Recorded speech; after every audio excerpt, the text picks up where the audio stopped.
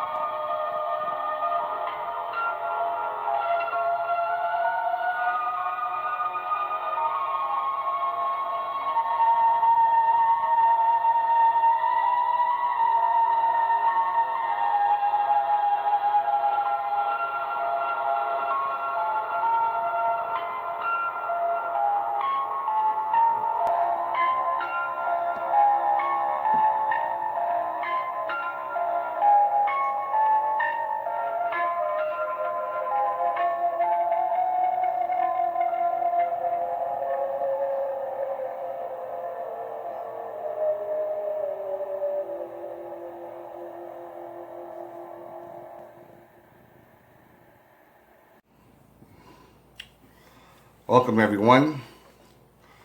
Once again, this is Dare to Speak. And I'm just recovering right now. I'm a little bit homebound. And I got blood on most of my clothes, so I had to get it washed. So I'm wearing a hospital gown for the time being. There's this one thing that I wanted to mention concerning corruption in religion. In this particular case, not only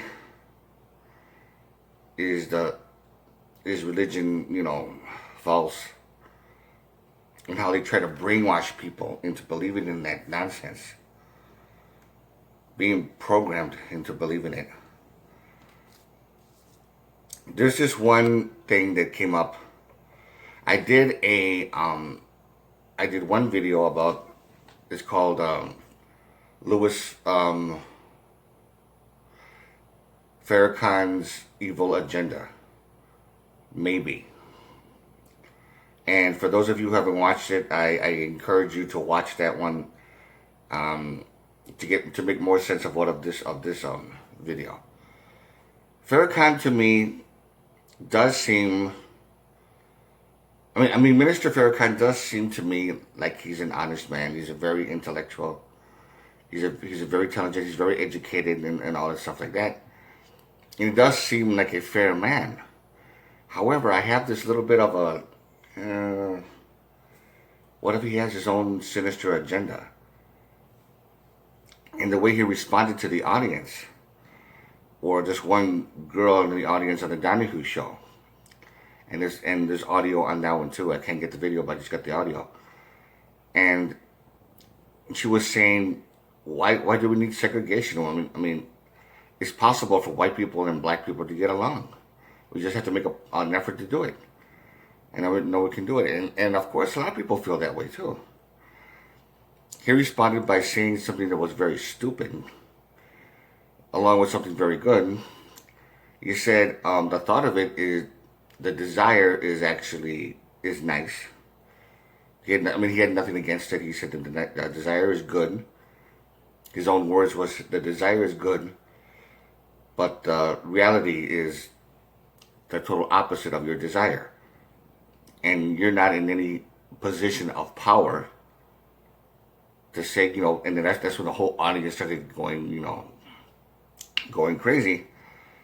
I mean, to say that someone that someone needs to be in a position of power in order to know what's best for America, for Americans, come on. You just have to be the voice. You just have to be the person who knows what they're feeling, what they really want to, what their desire to talk about. Hey, let's just make a change. Enough is enough with all this fucking bullshit violence. Come on. I mean, what the hell?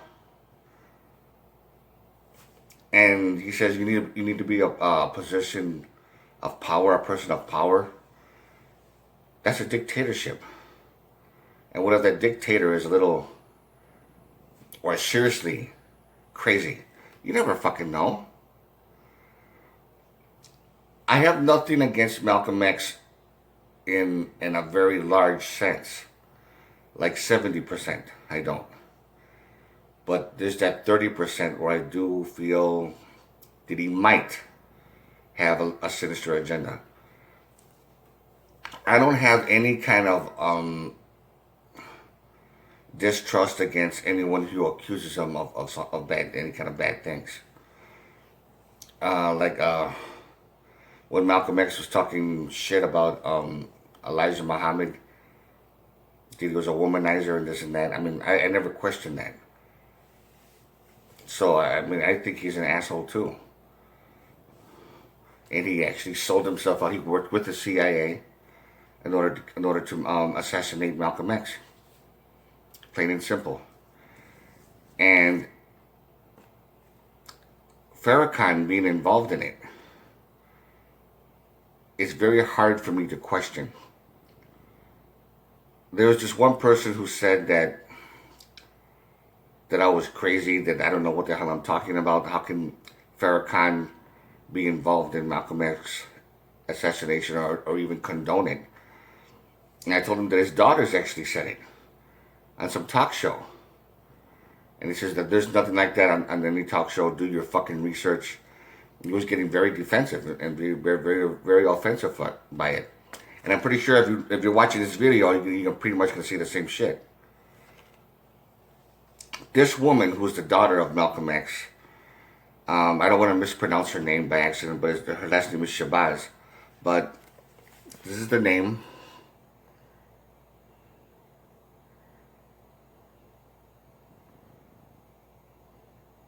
Right here. And she actually said, in her own words, while she was being interviewed, that her mother actually said, without hesitation, that Malcolm X was murdered by the Nation of Islam, how they planned it, and the fact that Farrakhan was involved in it. In one way or somehow, he was involved in it. He actually condoned it. Courage, strength, lots and lots of love. She overprotected us. Yeah. Well, your mother did an interview in 1994, and they asked whether Farrakhan had anything to do with Malcolm X's death. And she replied, of course, yes. Nobody kept it a secret. It was a badge of honor. Everybody talked about it.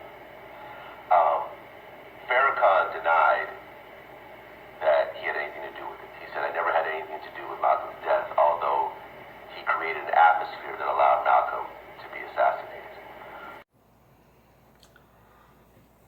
So what reason would her mother have to lie in that 1994 interview? There was a lot that this woman said, the one that I showed you about the name right here.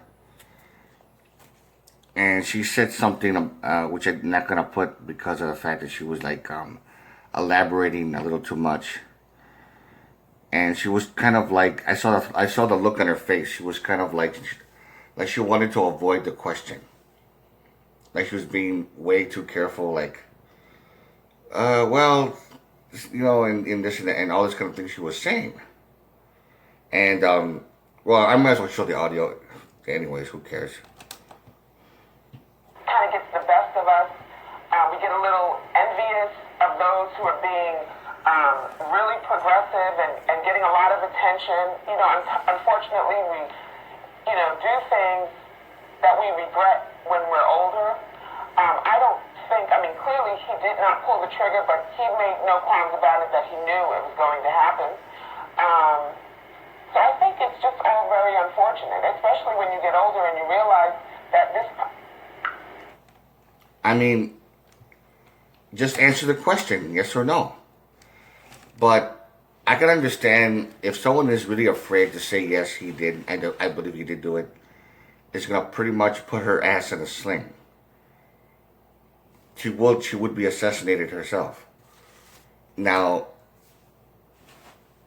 if the Nation of Islam could actually kill one of their own because they consider them traitors, and the movie that was portrayed, the one that was played by Denzel Washington, that was very accurate. I don't question that at all. As to what led to his death, as well as the actual event when he got shot. I don't question any of that. It's all 100% accurate. Now, someone could argue with me, say whatever they want. I don't really care. I don't really give a shit. I don't give a fuck. But how can you put your faith into something that's known to be corrupted? Yes, there's Muslims out there that are very faithful to, you know, being very courteous, being very righteous. There's Muslims out there who do believe in peace, who doesn't like violence, you know, a pacifist and stuff like that. There are Muslims out there like that. I have nothing against them. But radical Muslims is like a serious epidemic. They seriously outnumber the loyal ones. I don't know by how much. I honestly don't know. As far as the Middle East and as far as over here in the U.S., especially here in the U.S., I honestly do not know. But what I do know that a lot of it's just a bunch of bullshit. Just like Judaism, just like Christianity, it's all bullshit. All three religions are basically at the bottom of the dirt. And I can't really trust Farrakhan. Like I said before, he does seem very like an honest man. He does seem like he's very educated, obviously, and things like that. But I just don't trust him. He seems like a very nice guy, whatever, and stuff like that. But if Malcolm X's wife said yes, he was involved in it, Farrakhan was involved in the assassination, who am I to question her? Who is anybody to question her? Any comments, questions, you know what to do. And to all of you, take care.